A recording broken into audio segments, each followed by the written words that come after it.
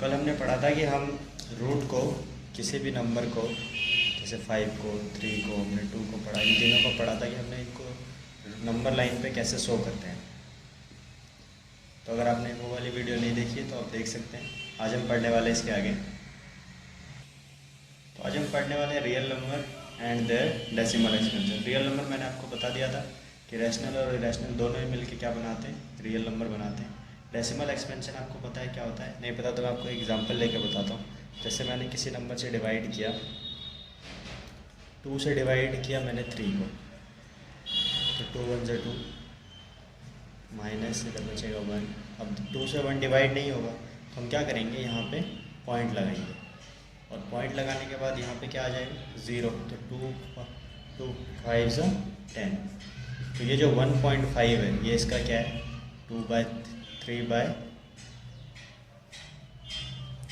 3/2 का decimal expansion है क्या, 1.5। तो इसी को हम बोलते हैं डेसिमल एक्सपेंशन।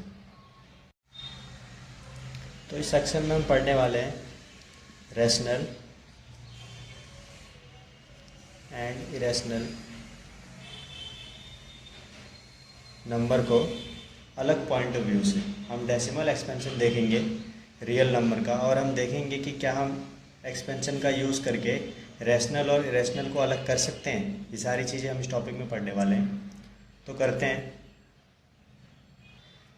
तो जैसे हम रैशनल नंबर से फेमिलियर हैं, हम रैशनल नंबर पढ़ चुके हैं, तो रैशनल नंबर से शुरू करते हैं। तो कुछ एग्जांपल ले लेते हैं रैशनल नंबर के। जैसे हम ले लेते हैं 10/3, 7/8, 1/7। ठीक है, आपने क्या करना है, इन तीनों क्वेश्चन को सॉल्व करके डिवाइड करके आपको इनका पैटर्न देखना है कि किस पैटर्न से ये सॉल्व होते हैं। ठीक है, तो आपको इसी टाइप का एक क्वेश्चन भी है आपको। जो पहला क्वेश्चन क्या आएगा वो ये है कि फाइंड द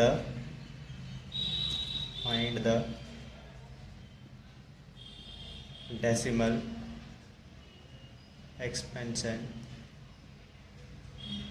ऑफ किनका, इन्हीं तीनों नंबर का, 10/3, 7/8 एंड 1/7। इन तीनों का डेसिमल एक्सपेंशन। तो क्या करते हैं हम, पहले 10/3 को सॉल्व करते हैं। अगर मैं डिवाइड करूँगा 10 को 3 से, ठीक है, तो 3 के टेबल में 10 आता है, कितने टाइम्स, 3 टाइम्स में 9 आता है। माइनस करेंगे 1 आएगा, अभी डिवाइड नहीं हो रहा है तो यहाँ पॉइंट लगाएंगे, और पॉइंट लगाने के बाद यहाँ पे 0 आ जाएगा। 3 3 से 9, फिर से 1, और एक बार हम पॉइंट लगा चुके हैं, 3 से 1 डिवाइड नहीं होगा।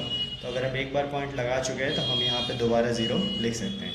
3 3 से 9, फिर से 1 है, फिर से नहीं हो रहा है डिवाइड, तो अब हम क्या कर सकते हैं, फिर से अगर हमने पॉइंट एक बार लगा दिया तो एक 0 हम ले सकते हैं। 3 3 से 9। अगर आप ये प्रोसेस जारी रखोगे तो आपको हमेशा मिलेगा कि 3.3333 रिपीट ही हो रहा है। तो अगर आप इस क्वेश्चन में देखो, ठीक है, तो इस क्वेश्चन में रिमाइंडर क्या मिला है आपको, रिमाइंडर हर बार आपको क्या मिला है, रिमाइंडर हर बार आपको 1 मिला है। यहाँ भी 1 मिला था, इसके बाद भी 1 ही मिला आपको यहाँ पे, और यहाँ पे भी 1 ही मिला, और यहाँ पे भी 1 ही मिला। तो रिमाइंडर हमेशा इसका क्या मिल रहा है, रिमाइंडर हमेशा इसका 1 मिल रहा है। और डिविज़र कितना है, डिविज़र मतलब जिस नंबर से हम डिवाइड करते हैं। तो डिवाइड हमने किससे किया, इसको 3 से, तो डिविज़र आपको क्या है, 3 है। तो ये पहला है। अब दूसरे को ऐसे हम 7/8 को डिवाइड करते हैं। 7 को डिवाइड करना है हमें, और किससे करना है, 8 से करना है। अब देखो 8 से छोटा है 7, तो डिवाइड नहीं होगा, तो हम क्या करेंगे, यहाँ पे पॉइंट लगा देंगे, और यहाँ पॉइंट लगाएंगे तो यहाँ पे क्या आ जाएगा, 0 आ जाएगा। अब 8 के टेबल में 70 आता है क्या, नहीं आता, तो 8 8 जो क्या हो जाएगा, ये 64, माइनस 10 - 4 6। पॉइंट लगा चुके हैं तो फिर से 0 लगा देंगे। 8 7 से 56, 10 - 6 4 5 5 कैंसिल। एक और डिवाइड नहीं होगा तो हमने पॉइंट ऑलरेडी लगा चुके हैं तो 0 लगाएंगे। 8 5 से 40, ठीक है। तो इस क्वेश्चन में देखो आप, ये 0 आ गया है, रिमाइंडर इसका 0 आ गया है, तो रिमाइंडर लिख लेते हैं। रिमाइंडर जो आया है इस क्वेश्चन में, रिमाइंडर क्या क्या आया, रिमाइंडर आया आपका 6, पहले आया था 6, फिर आया 4, और फिर क्या आया, 0। और डिवीज़र कितना है इसका, इस क्वेश्चन में डिवीज़र दिया आपको 8, मतलब 8 से आपको डिवाइड करना था 7। थर्ड पार्ट देखिए अगर हम, तो हमें डिवाइड करना है 7 से, किसको डिवाइड करना है, 1 को। अब आप देखो ध्यान से इस क्वेश्चन को, 7 से 1 को डिवाइड करना है, छोटा है डिविज़र से, तो इसलिए फिर से डिवाइड नहीं होगा ये, ठीक है। तो हम पॉइंट लगाएंगे और 0 लगा देंगे, तो 10 हो जाएगा। 7 1 जा 7, 10 - 7 3, 7 से 3 डिवाइड नहीं होगा, पॉइंट ऑलरेडी लगा चुके हैं, फिर से 0 लिखेंगे। 7 4 जा 28, ये आ गया 2, फिर से 0 लगाएंगे, यहाँ पे पॉइंट ऑलरेडी लगा चुके हैं। 7 2 जा 46, फिर से यहाँ पे 0 लगाएंगे। 7 8 जा 56, कितना है 4, फिर 0 लगाएंगे। 7 5 जा 35, कितना है 3, फिर 0 लगाएंगे।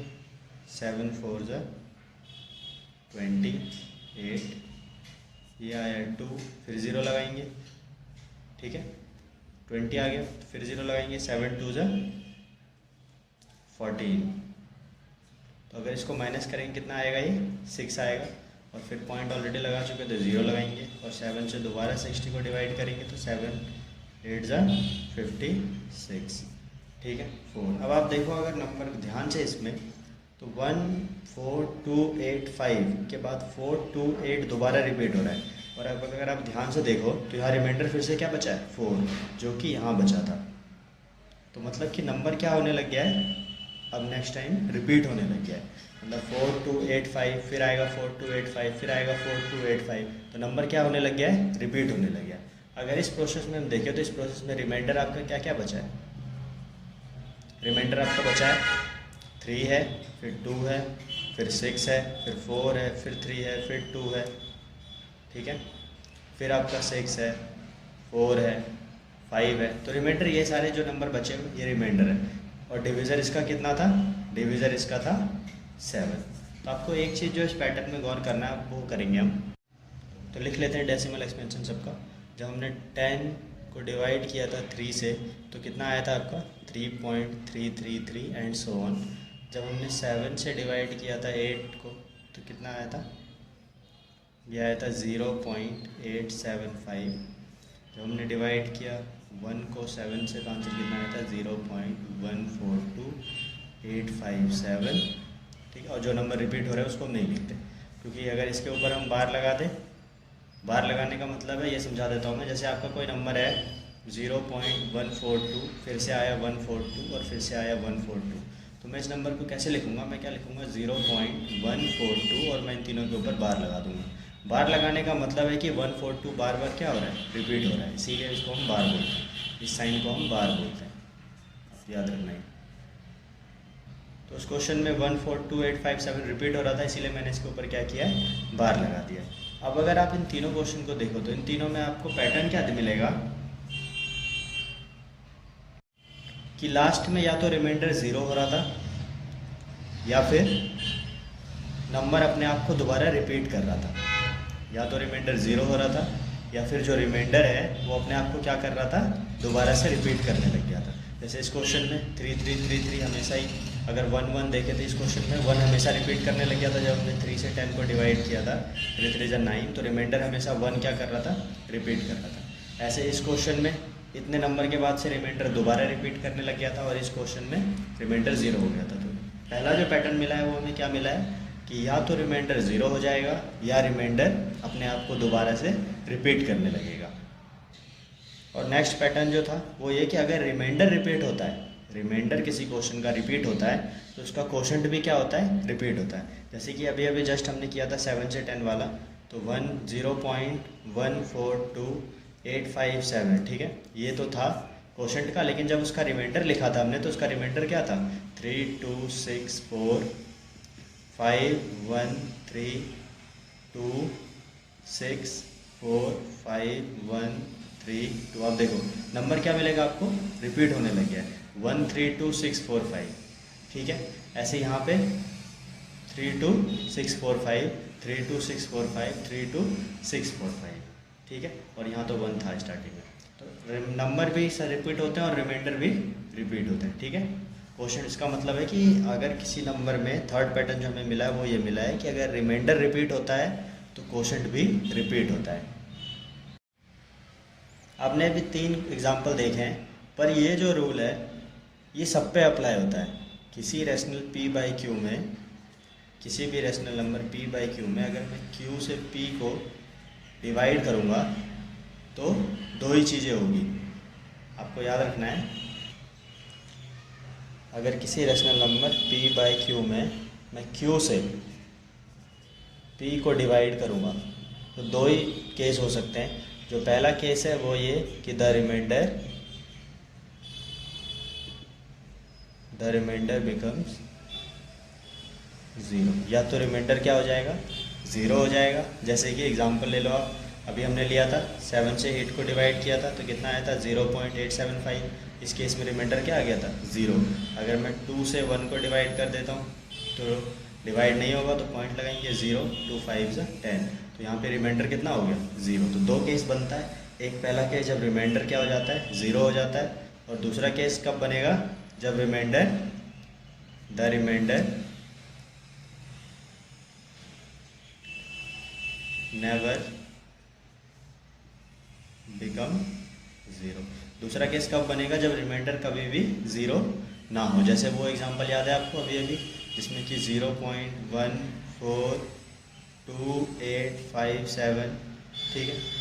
जैसे ये नहीं, एक बार वो ले लो आप 3 वाला 0.3333, ये क्या हो रहा था रिपीट हो रहा था, तो इसमें रिमाइंडर कभी भी 0 नहीं होगा। तो 2 ही केस बनते हैं आपके किसी भी रेशनल नंबर में। अगर आप p को q से डिवाइड करोगे तो या तो रिमाइंडर 0 बन जाएगा या रिमाइंडर 0 नहीं होगा।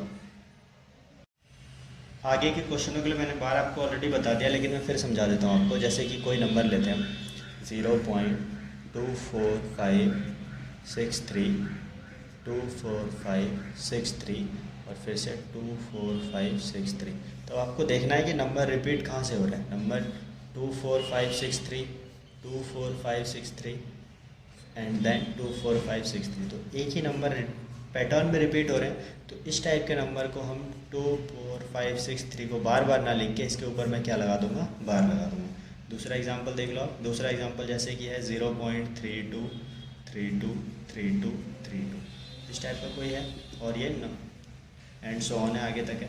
इसको मैं कैसे लिखूंगा, पैटर्न देखूंगा 3232 बार बार रिपीट हो रहा है, तो मैं इसको कैसे लिखूंगा 0.32 के ऊपर बार।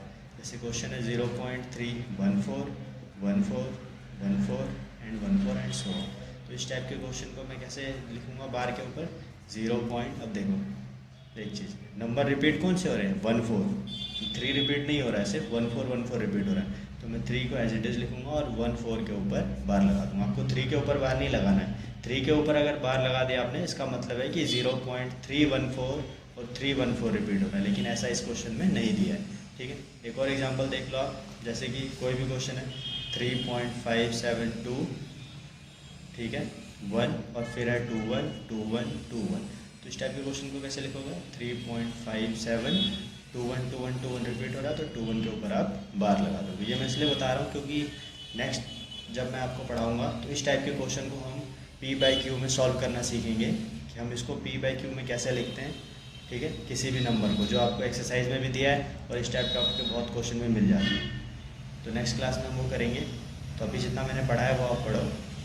कुछ समझना है आपको तो आप कमेंट सेक्शन में पूछ सकते हैं या इंस्टा पे DM कर सकते हैं। प्लीज़ चैनल को लाइक करें, सब्सक्राइब करें और शेयर करें। Thank you.